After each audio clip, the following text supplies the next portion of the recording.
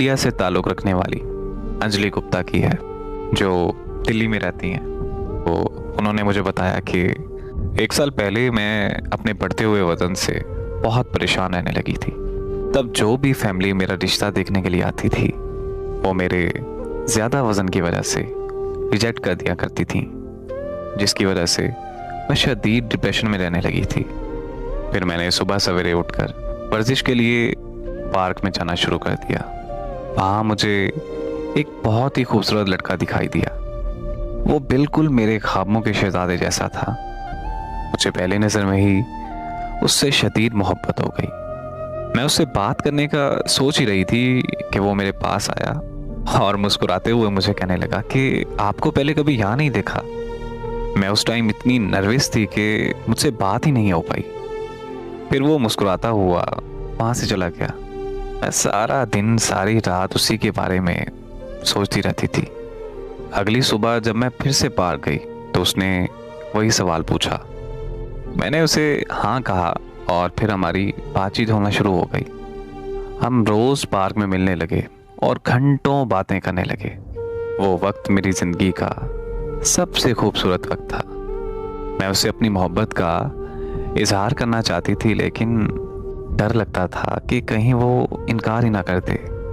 एक दिन मैंने बहुत हिम्मत जुटाई और मैंने उसे प्रपोज कर दिया। और फिर वही हुआ जिसका डर था। वो वहाँ से चुपचाप चला गया और दोबारा कभी मुड़कर नहीं आया। मैं रोज़ घंटों पार्क में बैठी उसका इंतज़ार करने लगी।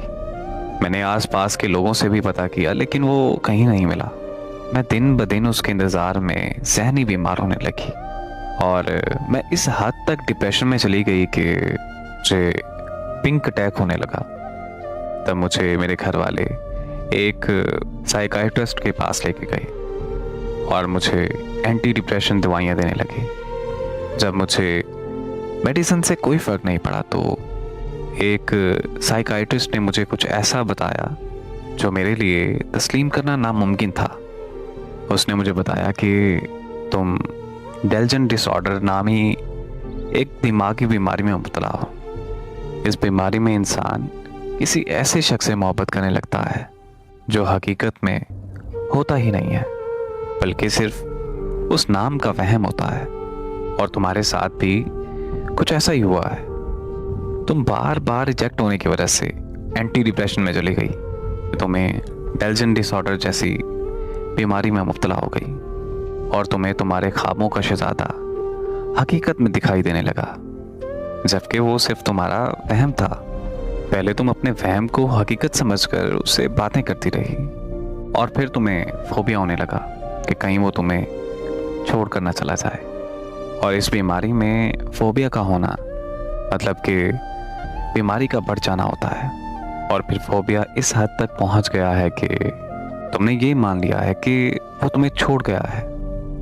और अब तुम बीमारी की उस स्टेज पर पहुंच चुकी हो कि ना हकीकत और वहम में फ़र्क का पता लगाना तुम्हारे लिए नामुमकिन सी बात है। उस झूठे साइकाइट्रिस्ट की ये बातें सुनकर मैं घर वापस आ गई। दोबारा कभी उसके पास इलाज के लिए नहीं गई। आज मैं ज़हनी मरीज़ा बनकर रह गई हूँ।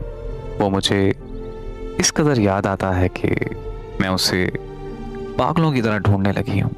मैं उसका बड़ी शिद्दत से इंतज़ार करती हूँ, जिससे मैंने मोहब्बत की, जिसको मैंने अपनी ज़िंदगी माना। उसके बारे में मैं ये कैसे मान लूँ कि वो हकीकत नहीं बल्कि मेरा वहम था।